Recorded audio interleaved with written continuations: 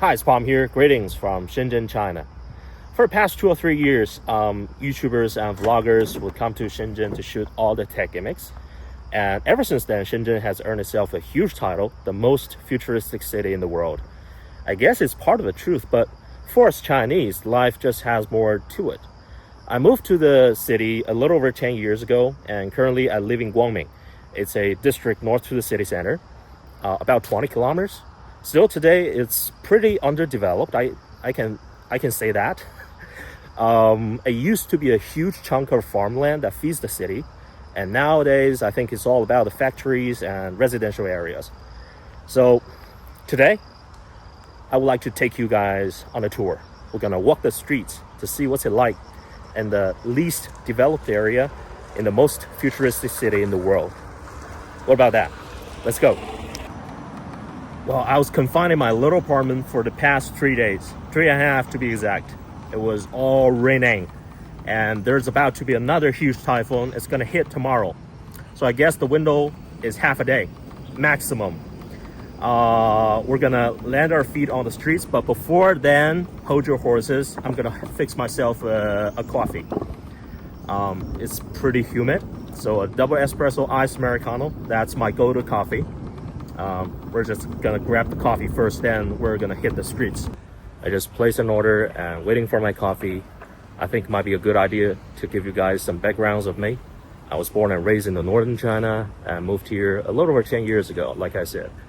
Came here with nothing and landed on my feet ever since. Like the old cliche story of that 18 million people actually live here. Nothing special, just a Chinese life. But one thing I can say for sure, I have great attachment to the city. I love it here. It's beautiful. Nothing like where I came from. The weather's good, climate's so nice, and people are nice. I guess that's why I thought maybe I should make this video to show you guys what's it really like in the city. Oh, the coffee is ready. Let's go.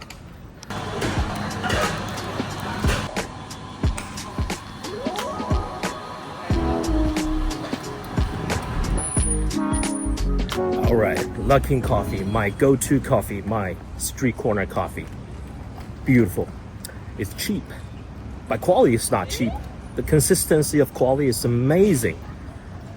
It's just less than $2 US, and there's offer and coupon every day. What can I say? You guys must know it's cash-free society now in China. In most vendors, in most stores, you go get something and you would just pay with e-payment. Sometimes you can pay cash. They would accept cash for sure, but in Luckin, you don't pay cash at all. So the game is, you pay that 9.9 to the corporate, then they would place an order for you to the store, and you would just use the QR code, hence coupon, QR code, hence receipt, to get your coffee. That's how it works. So really, cash free, that's Luckin. I like it. I'm gonna take another sip or two. It's humid here, it's really humid. Think of Miami in summer, think of Hong Kong and Singapore in summer. 30 degrees Celsius with 85% of humidity. It doesn't really surround you. I mean the air, it doesn't really surround you. It wraps you up. It's too damn thick, you can almost chew it. That's why I need this iced Americano like pretty often, 3 times, 4 times a day. All right. Refresh and ready. Okay, let's take a look and hit the street to see what's it really like in my neighborhood. Guys, you will have to forgive me if I make any grammar mistakes or mispronounce a few words. I learned how to speak American mostly from YouTube. I picked up my accent from all over the internet, scavenging idioms and ridiculous metaphors from former British colonies. So yeah, I probably make a lot of mistakes. But bear with me, this is about as good as it gets if you don't speak Chinese but still want to explore China with a Chinese dude on the internet. The thing that I love the most about this city is lush. It's super lush. when in summer it's green everywhere. I guess the government, they imported some plants or flowers from South America or Africa. That's why those plants, they're really unfamiliar to our Chinese eyes. It gives a foreign vibe to it.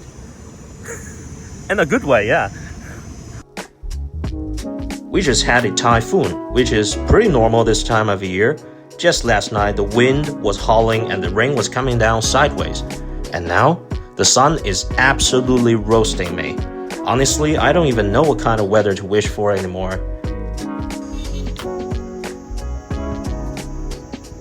So the tower I just showed you, that's one telecom amplifier tower. It's usually disguised in the shape of tree, but that was so blunt. It gives you some idea how dense the area is. It's already very empty, not so damn packed, but still, that's how many amplifiers you need to cover the whole area in that one tower. In that one tower, it gives you some idea, right? There's such a striking contrast between the buildings here. Look at this one. It's an old self-built house, the kind local families put up themselves years ago. And right next to it, you've got a sleek, modern apartment complex. It feels like two completely different eras squeezed onto the same street. So behind me, that's a village, urban village. The house holds about 3 floors, I guess. And right next to it, a huge chunk of empty land. I guess, if I have to guess, it might be farmland before. Look at that. It's all fenced up, no access to it. Now, e-bikes are everywhere out there. Most families don't just have one, they've got 2, 3, sometimes basically one for everybody in the house. A cheap one goes for a little over 1,000 RMB, so call it around 200 bucks. You get maybe 40 to 50 kilometers of range, and most of the time, a quick run from home to the mall or the subway station and back is only about 5 kilometers. A full charge costs around 5 RMB. That's less than $1. I haven't seen this for a long time. Usually the power grid is underground. This is not. So it's only about 5 kilometers away from where I live. And now we're at farmland. Like literally farmland. Right in front of me. I'll show you guys what's it really like here. This is totally insane, man. Totally insane. So I guess the game is they would divide this whole lot into different little sections. You can just rent a small section for a couple of $100 US per year, and you would do whatever you want freely. Grow your own crops or maybe even vegetables. What it says here is 30 yuan per square meter, individual faucet, individual tap, and use water as much as you want. And it gives you some ideas of what kind of crops, what kind of vegetables you can grow on this land. And that is diversified. I can tell by its shape it's corn. And for that little mass of land, and I would say that's about 3 or 4 square meters, the size of this little section. And I can do a little math here. So for that much of a land, it costs you around 150 maximum per year. That's $20 US and gives you some corns. Basically, all you need is just some fertilizer, some seeds, and that's pretty much it, because you don't need water. It's raining every day. I can think of one place, one exact business model that's very similar to what I just saw, where you can split a common space into many different sections and minding our own business, not interfering with others. And that is WeWork. That is WeWork. I think the shared farmland can just go IPO if that owner of the land meets a Masayoshi-san. Back at e-bikes, one full charge for 5 RMB. At that price, walking almost feels financially irresponsible. 10 years ago though, these things were nowhere near this common. Back then, most of them ran on lead-acid batteries, charging was slow, acceleration was slow, everything was slow. It was basically a bicycle with a battery and zero ambition. Then, electric cars came along, lithium batteries just got a lot cheaper, and the price of e-bikes absolutely fell through the floor. And honestly, unless I absolutely have to, I'm not riding a regular bicycle in Shenzhen. Not in this heat. On an e-bike, you enjoy the city. On a bicycle, it's a character-building exercise. This is really rural Shenzhen, because it's all greenhouses. It's greenhouse, and there is one greenhouse. Now let's take a turn off the main street and see what's it like inside. It's really country vibe. All you can hear is the birds chirping and the stream running. Just listen to it. Okay, let's pull over. It says here is the Gourmet Tomato Breeding Center. So it must be some really delicious tomato. Look at the size of the red little tomato. And I am not so sure if the greenhouse is abandoned because there's nobody here. Oh man. Holy moly. Look at the spider. Look at that. It's the size of my palm. Oh, it's abandoned, all right. That's one crazy Charlotte's Web. I'm not getting into that. No, I don't like spiders. Never a big fan of them. Look at this. Beautiful. Ooh, ooh, ooh, ooh, ooh. Easy, man, easy.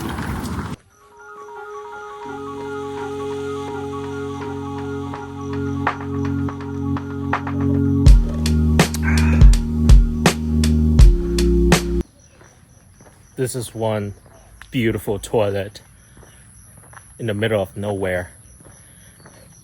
And what I just saw here, that's one abandoned.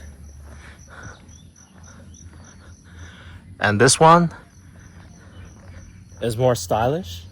So I guess they put a lot of effort to this toilet in the middle of nowhere. Look at this garden. Isn't that beautiful? I kept saying toilet, but it's not really toilet. Well, the thing is, in China, we would use toilet instead of public bathroom. The vibe is nice. The vibe is so good. Oh, it's not in the middle of nowhere. It's actually the exit of a village.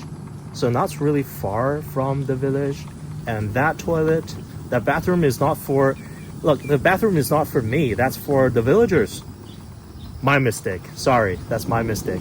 Okay, this is the exit of the village. And that's where I came from. And the toilet, the bathroom is at the end of the street. The end of this road. Holy moly, that's one big ass tree.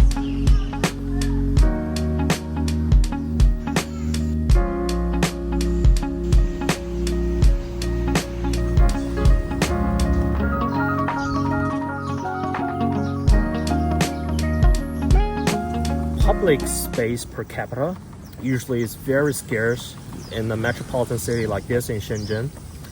So we just saw that whole football court inside an urban village. That's luxurious. This paved road in the middle of nowhere actually is a biking lane. No cars allowed here. You can only ride a scooter or a bike, and people would come here to jog after sunset. It's still very hot.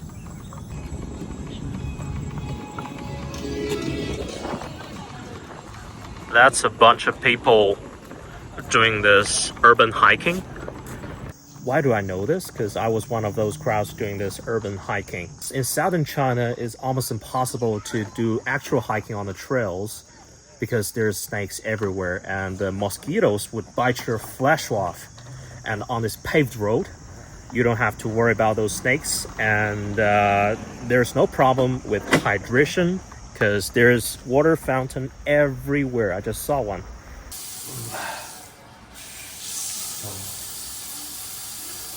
Some really random view on the street. But from my perspective, The contrast is staggering. So what I just showed you guys was a glimpse into China's urbanization. Not really long ago, the villages inside a city were knocked down and all the high-rises were built from ground up. But when the economy slows down, there isn't just that much demand for newly built apartments. So those villages were not included into the demolition plans, just stayed as they were. That's why you can always see, it's not really uncommon to see the villages next to the newly built apartment, especially at the outskirts of the city. It's getting dark now. I need to decide what's for my dinner. I'm in a totally strange neighborhood. I don't know, no restaurants, no fast food around here. So I'm just gonna look around to see what's good for my supper. I just found this Uyghur restaurant. Best barbecue in the world, Uyghur kebab. So that's my dinner. 老板，这羊肝多少钱一个？羊肝和肉都是5块吗？哦，好的。When it comes to barbecue in China, the Uyghurs are in the league of their own. If they say they're number 2, I honestly don't know who's brave enough to claim number 1. And looking at me, you can probably tell I take meat very seriously. This is not a hobby, this is a long-term commitment. So I grabbed some lamb liver, peppers, and mushrooms, basically anything that looked like it had a future on the grill. And yes, I'm using my hands. We're not doing this fine dining here. Besides, once all this hits the grill, the heat is gonna handle the background check. Any bacteria still alive after that has earned the right to stay.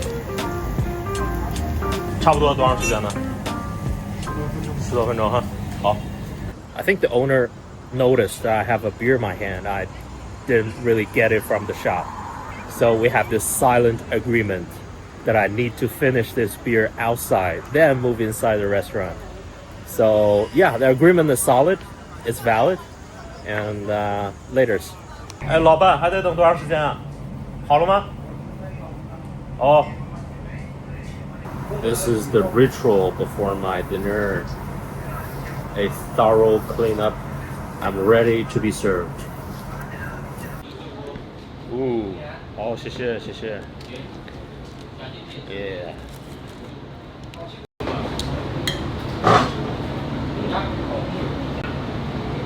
And it's good. It's really good.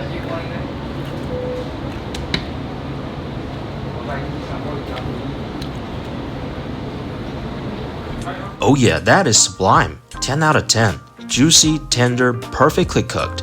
The fat has this deep golden crust from the Maillard reaction, and the lamb picks up that smoky, almost primal aroma from the grill.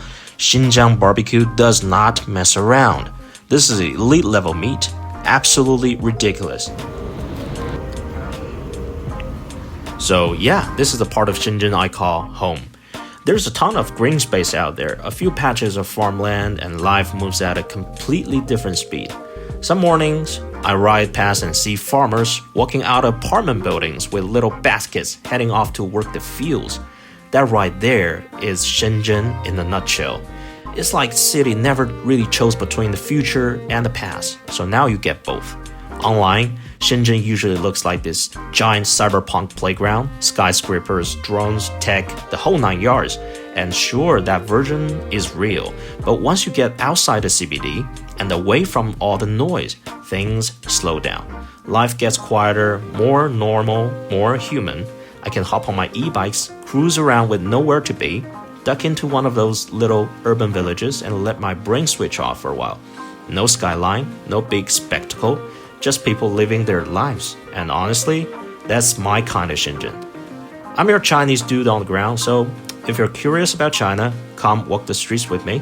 Thanks for watching. I'll catch you in the next one.